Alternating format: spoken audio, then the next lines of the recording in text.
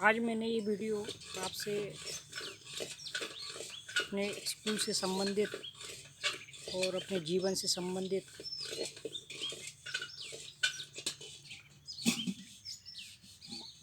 जो हालात हैं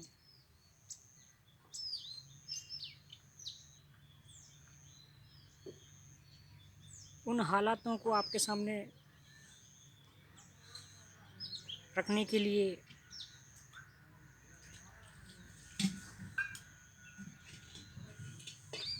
ये उचित समय समझा। क्योंकि देखिए, हम कुछ परिस्थितियों से जब जूझते हैं, संघर्ष करते हैं, तो ज़रूरी नहीं कि हम उस संघर्ष में हमें कोई अपनी बात को समझे, सहारा दे, साथ दे, साक्षी बने।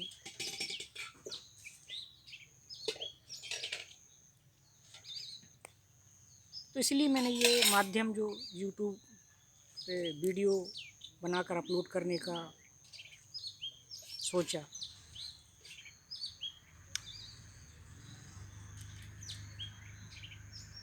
कि कुछ चीज़ों का हम साक्ष्य नहीं जुटा पाते, हम अपने खुद के साक्षी तो हो सकते हैं अपनी बात का समर्थन। क्योंकि प्रत्यक्ष तौर पर समर्थन नहीं मिलता, ये तो आप लोग भी समझते हैं।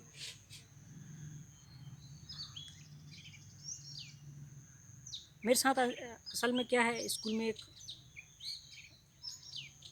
जहाँ मैं पढ़ाता हूँ शासकीय स्कूल में, वहाँ कुछ परिस्थितियाँ ऐसी बन रही थी लगातार कि जब हम अपना काम ईमानदारी से, लगन से करते हैं, तो भी हम बहुत सी जो अन्य साथी उन लोगों के लिए परेशानी का सबब बन जाते हैं। क्योंकि आपको पता ही है कि बहुत से लोग कुछ कमियां अपने स्तर पर करते रहते हैं और वो चाहते हैं कि कोई उनसे अच्छा बेहतर अगर करेगा तो उनकी ये आज़ादी छीन सकती है जो वो कर रहे हैं। तो कोई नहीं चाहता कि कोई व्यक्ति इतना अच्छा से काम करे कि जो कम कर रहा है, जो अच्छे से काम नहीं कर पा रहा है, तो उसका एक प्रकार से देखा जाए तो चर्चा हो या वो नज़र में आए लोगों की। तो इस तरीके के जब हालात बनते हैं, तो जो व्यक्ति कुछ अच्छा कर रहा है या अपना पूरा समय दे रहा है, ईमानदारी से काम कर रहा है, तो कोशिश करते हैं कि उसको या तो और कसौटियों पर कसें, परेशान जिसको करना कहते हैं, कई कसौटियों पर डाला जाता है, तोड़ने के लिए कहना चाहिए उसको। तो कितने समय तक कोई व्यक्ति उन कसौटियों को पार करते रहेगा। अब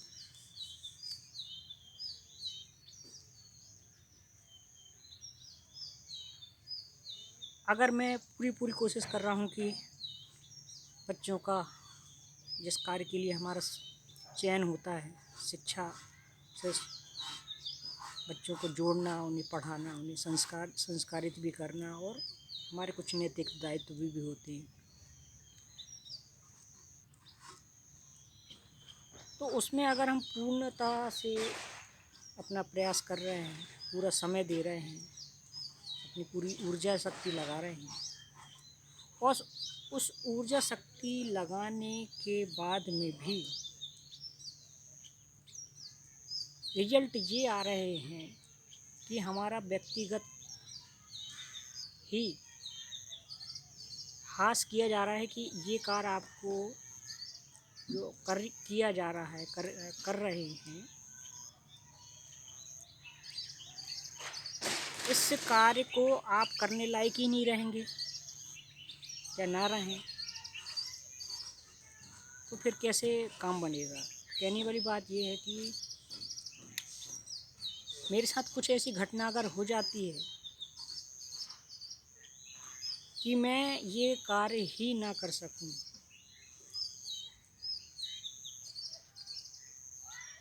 तो किसको क्या फ़र्क पड़ेगा आप बताइए। किसी को नहीं ना। तो फिर तो मुझे थोड़ा अपने बारे में भी सोचना पड़ेगा। मेरा खुद का व्यक्तिगत जीवन भी तो है और मेरे से जुड़े मेरे परिवार के सदस्य, मेरे बच्चे, माता पिता भी तो हैं, पत्नी भी तो है। मेरा उनके प्रति भी तो दायित्व है।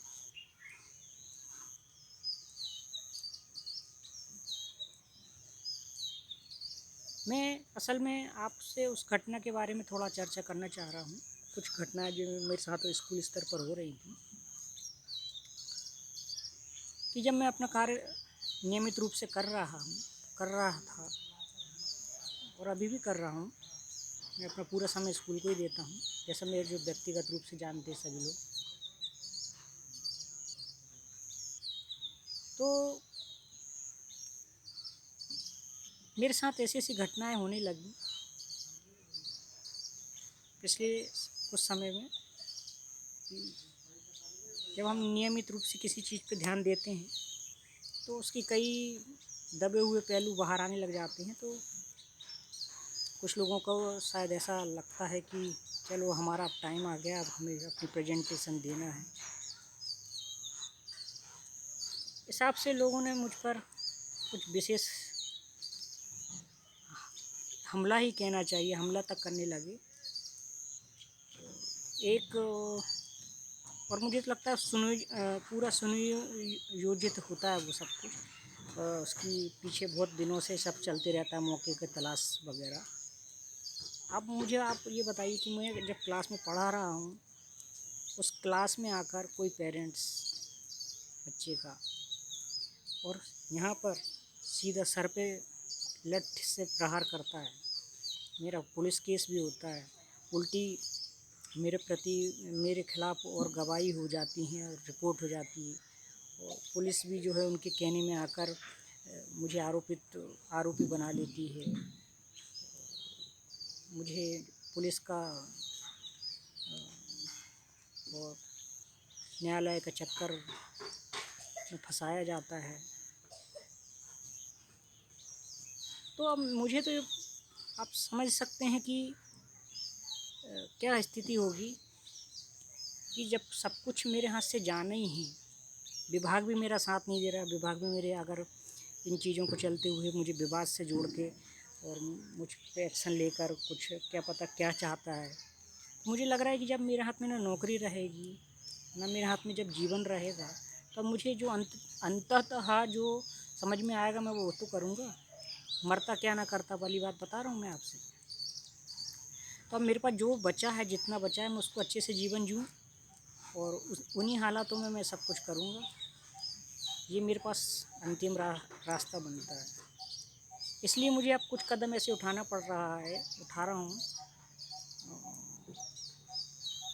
कि जब मैं बिल्कुल अपना कार्य इस तरीके से करता हूँ नियमित रूप से, पूरे अपनी हर नियम कानून का पालन करके, तो भी मुझ पर दिक्कतें आ रही हैं।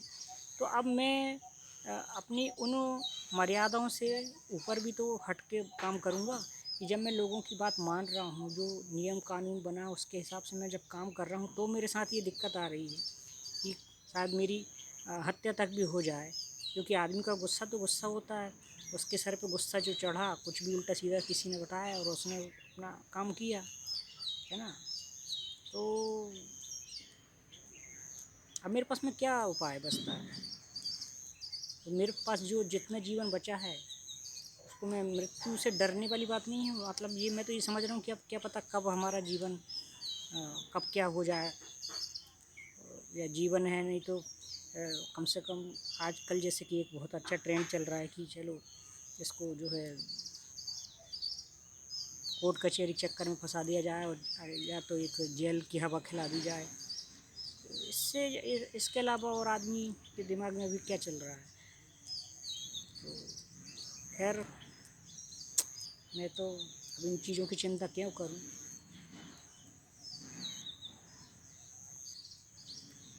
इतना सब कुछ है, इतने सारे लोग हैं, इतनी बुद्धिजीवी हैं, पूरा सरकार है समझने सोचने के लिए। और साक्ष्य की बात है, जैसे अब पुलिस रिपोर्ट की अगर मैं आपको बात करूं, जब मैं पहली बार थाने में गया तो मैंने अपने जब कथन लिखवाए तो मुझसे पूछा गया कि आप आपके कुछ 2 गवाहों के नाम बताइए। तभी मेरे को समझ में आया था कि भाई मैं किसको गवाह बनाऊँ, मेरी गवाही कौन देगा, वो क्यों देगा। सिस्टम ही अलग है। मैं जो कह रहा हूँ उस बात को समझिए, उस कथन को लिखिए। तो मुझे तो न्यायिक जो प्रक्रिया जो बनी है, भरोसे की बात तो नहीं करूँगा कि ऐसा भरोसा नहीं है, लेकिन हाँ कुछ अटपटा सा तो लगा।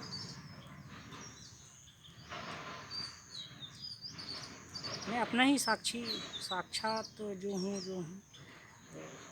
साक्षात्कार दे सकता हूँ। जिसको समझ में ना समझे, नहीं समझना है तो मेरे पास कोई उपाय नहीं है। कल को मैं मेरी गवाही कोई नहीं दे पाया, मुझ पर झूठे आरोप लगाया तो मेरे पास तो मुझे लगता है कि मुझे जेल ही आना पड़ेगा ना।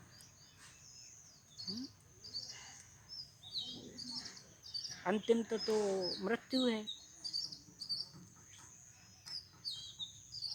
ये परिस्थिति है मेरी। इतनी परिस्थितियों के बाद में भी खुश रहना,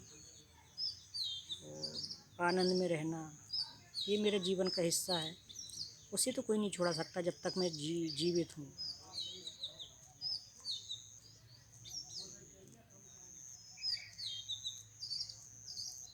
खैर कुछ लोग ये सोच रहे हैं कि बेवजह की चिंता करने वाली बातें हैं या वो, नहीं ऐसा नहीं है। किसी को कोई परवाह नहीं होती और सब कुछ हो रहा है यहाँ पर।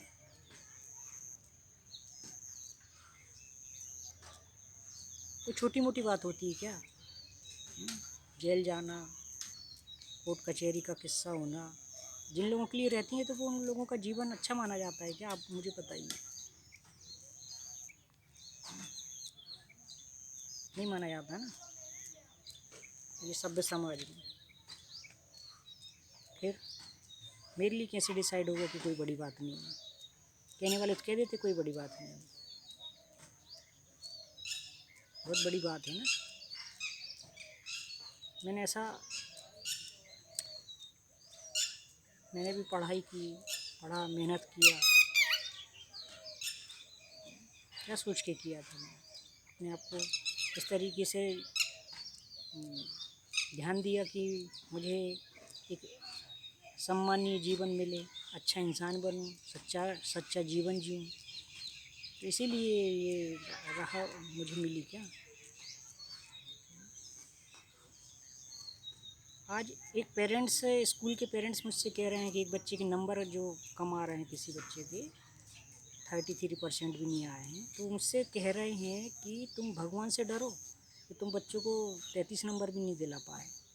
बताइए परीक्षा की प्रक्रिया में वो मुझसे भगवान से डरने वाली बात कर रहा है। और वो खुद व्यक्ति ऐसे हैं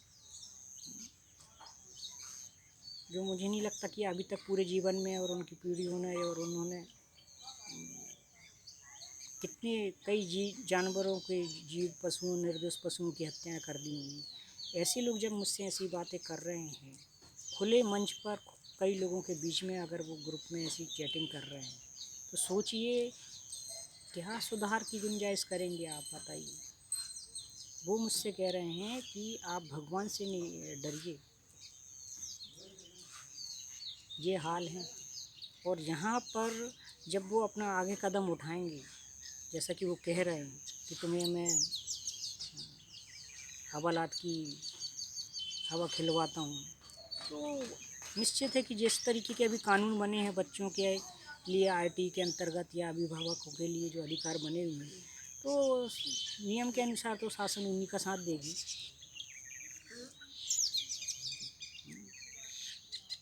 तो ये है कुछ अटपटा सा लग रहा है मुझे तो बहुत।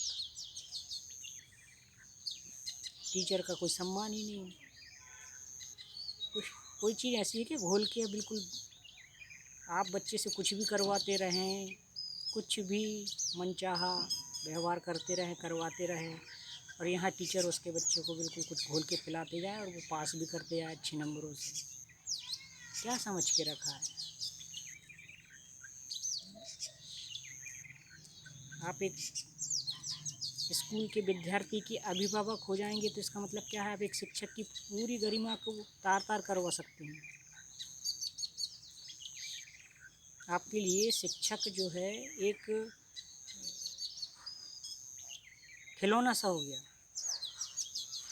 जब आप ही एक शिक्षक का सम्मान नहीं कर पा रहे हैं तो आपका बच्चा क्या करेगा? और जब बच्चा सम्मान नहीं करेगा तो वो क्या सीखेगा?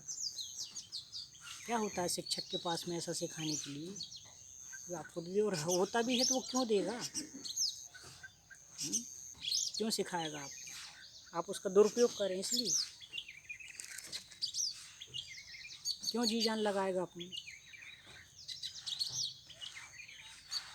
बिल्कुल ही मूर्ख समझ के रखा है शिक्षक। उस शिक्षक को समझाने लग जाते हैं। भाई आप खुद क्यों नहीं बन गए जब आपको लगता है कि ऐसा पढ़ाया जाता है, ऐसा पढ़ाना चाहिए? सरकारी नहीं बने तो प्राइवेट बन जाइए, सिखाइए,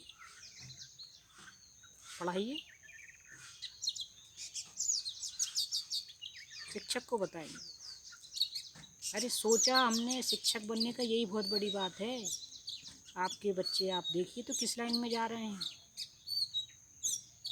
ये भी तो सोचिए। हम भी तो बच्चे थे, हमने तो बचपन में ही से सोच लिया था कि हमें कौन सी लाइन में जाना अच्छा रहेगा।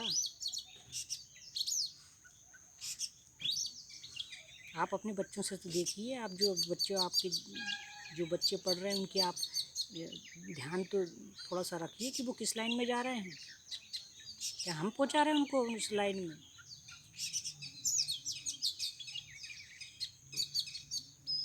भगवान से डरिए कह रहे हैं।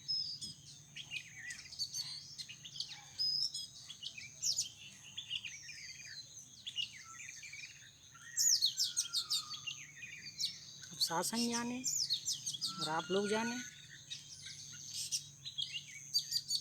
मेरे साथ अगर भविष्य में कुछ भी इस तरीके का वाक़या होता है तो ये वीडियो ही मेरा सबसे बड़ा साक्ष्य है। इसके अलावा कुछ भी नहीं है। यहाँ तो कई आए कई चले गए, किसी को कोई फ़र्क नहीं पड़ता।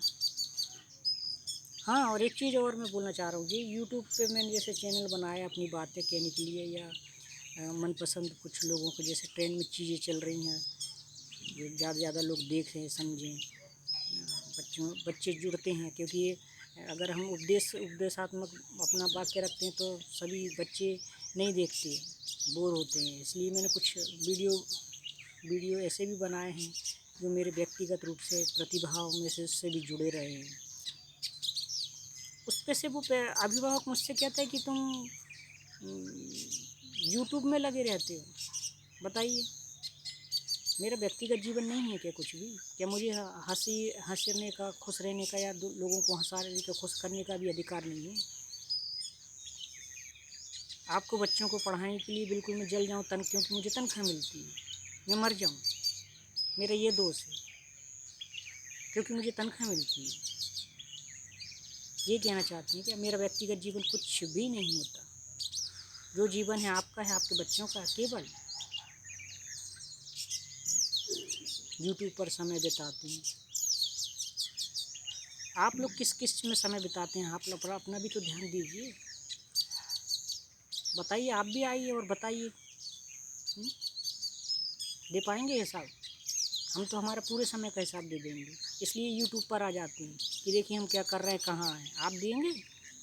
कहाँ हैं?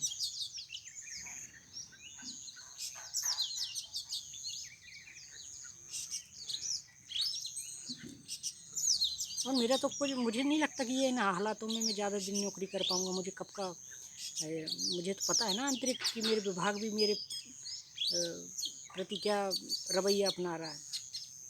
किसी को नहीं, कोई नहीं चाहता कि हमारी पोल खोले, चोरी को जो चल रही हैं उसको कोई ओपन कर दे, सबको डर लगता है। वो कांटे के जैसा, तो बस उखाड़ और फेंक दो। जब तक चोरी में शरीक रहो तो सब अच्छा चल रहा है। उस चोरी से अगर साहूकार बनने की कोशिश करोगे तो आप तो पनिशमेंट। गोपनीयता क्यों भंग करी? अरे काहे की गोपनीयता है ये भी तो बताइए। गोपनीयता होती क्या है ये भी तो बताइए। गोपनीयता के बहाने आप जो हैं चोरियां बढ़ाते जा रहे हैं, चोरियां बढ़ती जा रही हैं। किस चीज़ की गोपनीयता रखना चाहते हैं? क्या है गोपनीयता?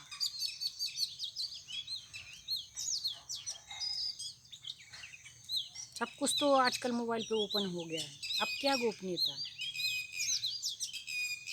जिसके बारे में जो जानना है जान लो। क्या है गोपनीयता?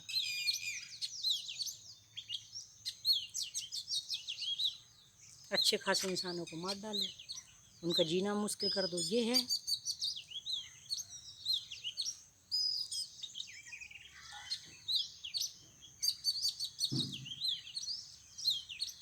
गरीब गरीब गरीब, हम भी तो गरीब ही हैं। हम कहाँ के अमीर हो गए? पढ़ लिख के शासन की नौकरी में लग गए, कुछ पैसा आने लगा, रहने लगे। आपके पेट में दर्द होने लगा, उसके पीछे हमने कितना संघर्ष किया, कितना अपना खून को पसीना बनाया बहाया, वो नहीं दिखेगा? और अच्छे दिन के लिए यही व्यवस्था बनी हुई है ना कि आप अच्छा दिन संघर्ष करके अच्छा दिन देखें। आप देख रहे हैं तो आपको मुझे लगता है जलन। क्या आपके पास में अवसर नहीं है कि आप भी अच्छा जीवन जिए? शासन तनख्वाह दे रही है, शासन तनख्वाह दे रही है।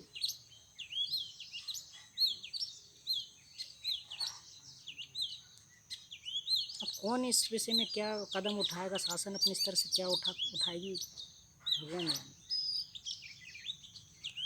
बेमतलब की आबादी बढ़ाए जा रहे हैं, लोग बढ़ाए जा रहे हैं, बढ़ती जा रही बढ़ती जा रही। उस पर कोई को कोई लगाम नहीं कसना।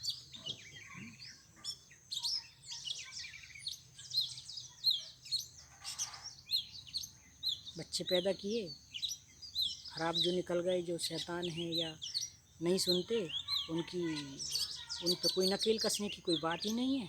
जो एक आधा अच्छा है, छाँट छूट की जैसे फल वल रहते ना, साफ़ सुथरा फल, बस उस पर पूरा ध्यान दे रहे हैं। और जो आपने सड़क सब फल पैदा किया है, बच्चा पैदा किया है, जो किसी के नकेल में नहीं आ रहा, उसका क्या होगा? उसके बारे में भी तो बताइए, वो कहाँ से आया, क्यों आया? उसके बारे में बात नहीं करेंगे। अरे साहब वो तो ऐसे ही है।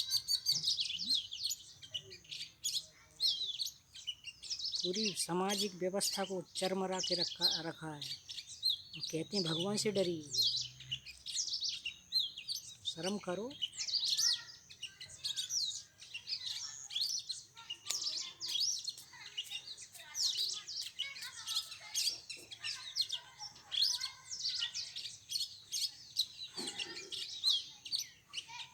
बिल्कुल, आदमी जी ना पाए, खुश उसके चेहरे पे हंसी दिख ना जाए बस। टीचर है तो बिल्कुल ऐसा झूला टांग के, कलम टांग के ऐसा रहते रहे बस, ये चाहते हैं।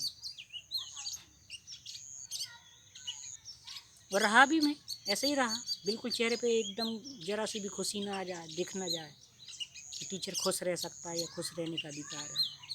उसके बाद में भी तो ये हाल रहा ना कि आपने कोर्ट कचहरी तक में फंसवा दिया।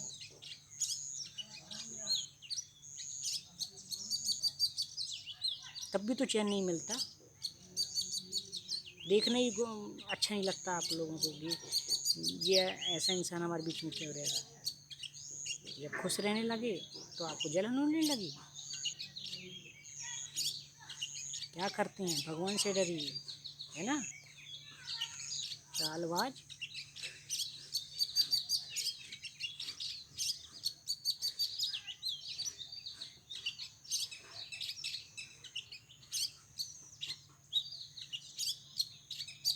क्या क्या कहें।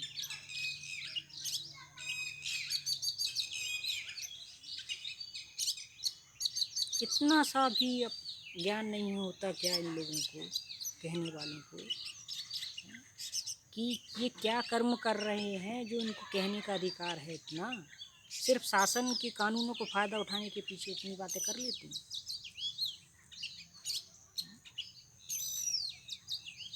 जो लोग इतने गुनाह करते हैं फिर भगवान के सामने या अल्लाह के सामने गुनाह करके बस इतने से काम चल जाएगा आप लोगों को। मतलब गुनाह आप करते रहें और बस उसकी माफ़ी मांगते रहें, बस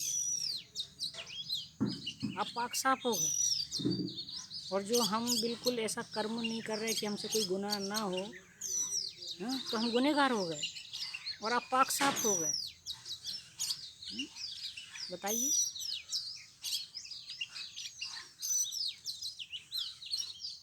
मतलब जो गुनाह ना करे वो गुनहगार, और जो गुनाह करके माफ़ी मांगते जाए वो पाक साफ हो गए। ये कहना चाहते हैं ना आप लोग।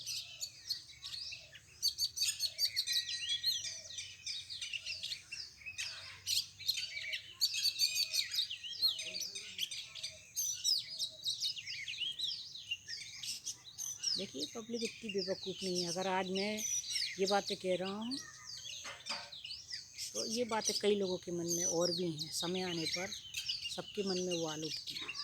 समय आता है सबका, अंतिम सत्य तो मृत्यु है। मैं तो ये मान के चलता हूँ, इसलिए मुझे अब ज़्यादा परवाह पड़ती नहीं है कि आप लोग मेरे साथ क्या करेंगे।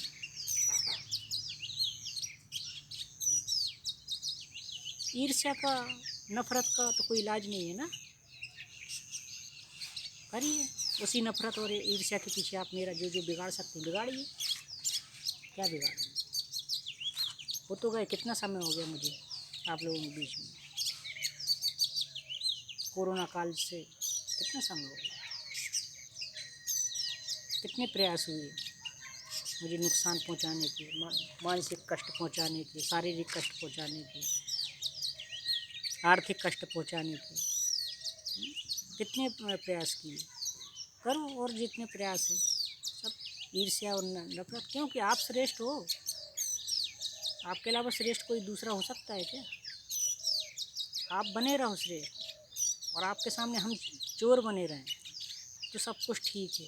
आपको उससे संतुष्टि मिलती है कि हाँ ये सब चोर हैं और हमारी चोरी कोई देख नहीं रहा तो हम इनसे श्रेष्ठ हैं, बुद्धिमान हैं। और आपको जैसे ही समझ में आए कि अरे ये तो वास्तव में ही श्रेष्ठ है, तो बस पेट में दर्द शुरू।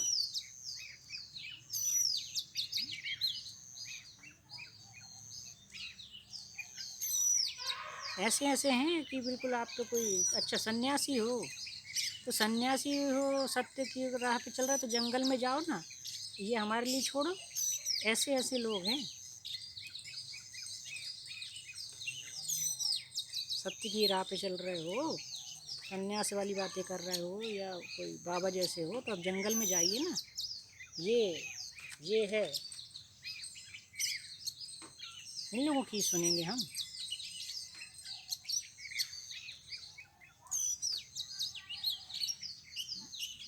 ये हमें से बोलेंगे आके आप सुधर जाइए, बताइए मुझे, ये बोलेंगे।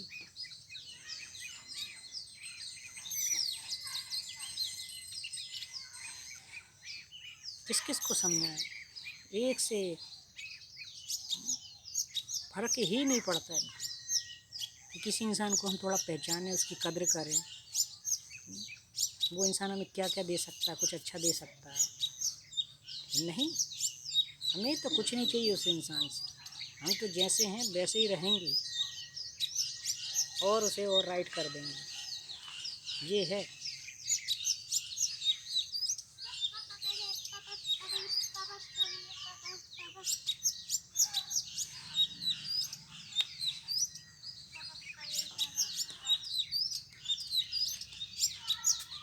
अलादीन का चिराग चाहिए।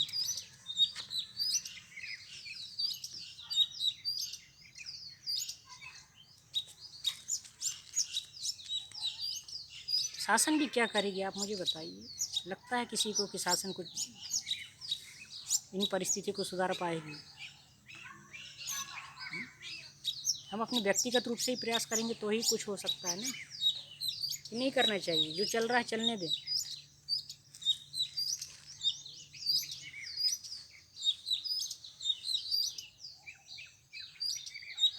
आप लोग कोशिश करके तो देखिए, आपको सबको पता है कि सत्य बोलना कितना ज़्यादा भारी पड़ता है, नहीं बोल पाते ना।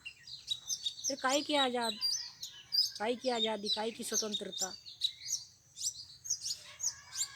क्या चल रहा है, चलने दो। झूठी तो चल रहा है सब कुछ, बनावटी तो चल रहा है, नकली तो चल रहा है, चलने दो।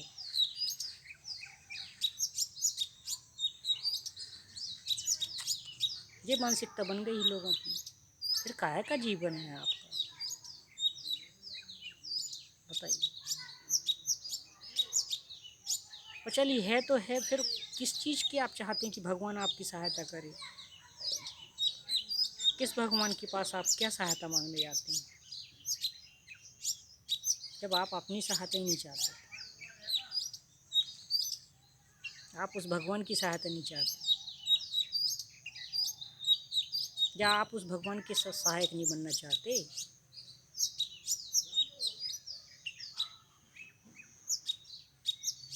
जिस भगवान से मांगे जा रहे हैं, रात दिन मांगे जा रहे हैं, आप उसके मददगार, उसकी आंखें क्यों नहीं बनना चाहते? आप उसके क्यों नहीं होना चाहते, उस भगवान के? उसको ही अपना जैसा बनाना चाहते? वो हर आपकी ख्वाहिश से पूर्ति करता जाए, झूठ सच नकली। वो क्या चाहता है, उसके जैसा बिल्कुल नहीं बनना चाहते।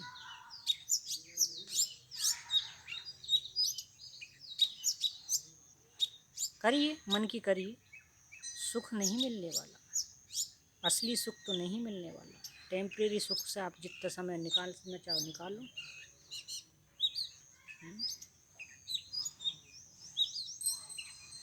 जीव जंतुओं को भी देखा होगा, वो भी तो खुश होते हैं, लेकिन उस चक्र से तो नहीं निकल पा रहे हैं ना, क्षणिक सुखों वाले से। और फिर दुख कैसे देख तो रहे हैं आप, जीव जंतुओं की क्या दशा भी होती है। पड़े रहिए चक्र में, मत मानिए।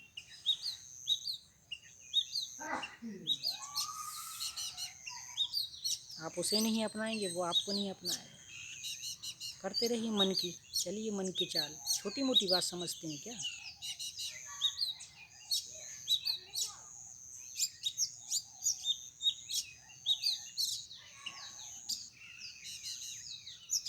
अंतिम बार आप लोगों को मैं कहना उचित समझ रहा हूँ, सुधर जाइए। छोटा हल्का फुल्का मत समझिए। अहंकार शून्यता है जिसके पास, वो हल्का दिखता है, हो सकता है, लेकिन हल्का होता नहीं है। हो सकता है आपको पागल लगे, मूर्ख लगे, ईश्वरीय वरदान होता है। इसका हिंसा से, पाप से कोई लेन देन नहीं होता है, जो आप रात दिन करे जा रहे हैं।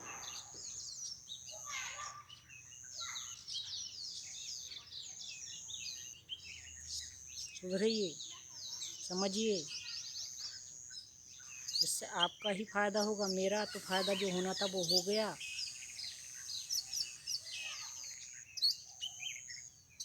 अभी भी मैं आपसे यही कह रहा हूँ, आपके लिए उचित होगा कि आप सुधरिए, नहीं तो आपको कभी चैन नहीं मिलने वाला, न मनुष्यता में, न मनुष्यता के बाद में। ये ब्रह्मांड का नियम आप अभी पता नहीं है, इसलिए हर कुछ हरकतें कर रहे हैं, करे जा रहे हैं अज्ञानतावश। लेकिन ये सब कुछ जानकर भी अगर आप करते हैं तो देखिए, कहीं नहीं जा सकते बचकर।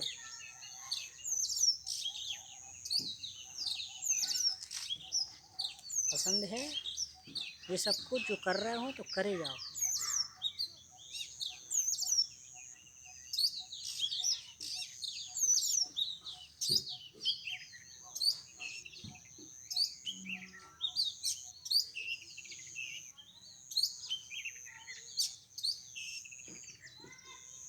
नमस्कार।